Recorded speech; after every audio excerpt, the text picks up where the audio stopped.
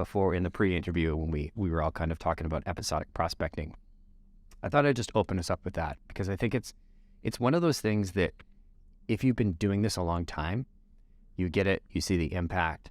If you're new to it, it makes sense. Oh, I just need to prospect for a little bit because I only need a few customers. And so, Eric, I know this is, I think your kind of keyword, episodic prospecting. Tell me what it is, why you hate it. Yeah, and so I don't think I can take total credit for it. It's kind of what the Clay team uses whenever people, we get this all the time. People say, your software is amazing. We love it. We got 1,000 leads. We're good to go. And we're like, what are you talking about? 1,000 leads is nothing. I hope that's not your whole market, because otherwise you should switch up your business plan immediately. But so episodic prospecting is, when you just prospect for a short time and you say, okay, yep, we're good to go. We did all of our prospecting work. We did all our research, and I'm going to go drip on these people. Maybe I'm going to send 1,000 emails, or I'm going to drip on the same people for a quarter, whatever it might be. And so that's kind of how we look at episodic prospecting. And I always, and the reason why it's such a big problem is people, you're right, they think, well, if I just do this, I'm just going to get this. And it's like, well, you're not thinking about churn. You're not thinking about when things go wrong. You're not thinking about, how many people are going to say yes to you, but then say, hey, this is awesome, but I need this 3 months later. Let's talk then, and we'll close the deal. And it kills your pipeline from there. And when you're building a business, the sales process always comes down to consistency. And it's just, how can you do the basic things every single day over and over and over again?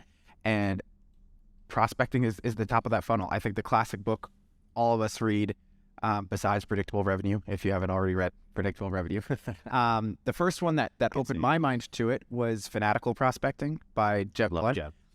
And the big thing I got from that, I was my first sales job. I didn't even expect to be a salesperson. They kind of just put me in it. And he was just like, you'll never have commission breath as long as your pipeline's full. You just always know there's a next sale. And you just always know that somebody else is going to be there.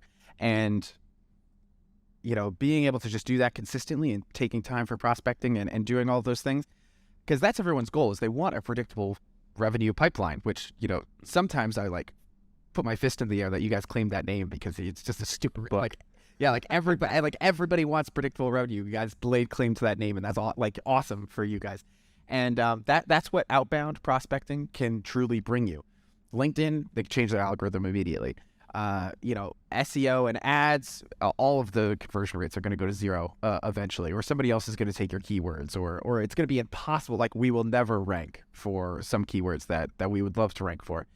But outbound prospecting is so important to do it consistently, because this is the channel that you can predictably say, okay, we need to send 1,000 emails and we're going to get 50 meetings and we're going to close 4 of them, and we can build a business off of that certainty. And so that's, I think, probably too long of a spiel of why I think episodic prospecting is ridiculous and why you need to be doing it every single day to keep that top of your funnel full. But the other thing is also that it's not just people who say they get 1,000 leads and they're done and we're worrying about is that enough or not. But there are people who say, okay, we got 20,000 leads and we're good for the next 9 months. And the other problem there is that, well, the data is just going to decay so fast. And you may think these 20,000 people are in your ICP right now, but what if these people change their jobs? What if these people have companies that start falling apart? What if these companies grow and are hiring different people and that ICP change? What if the levers and the signals that you're using now to personalize aren't relevant again in 3 months when you're actually getting around to emailing them?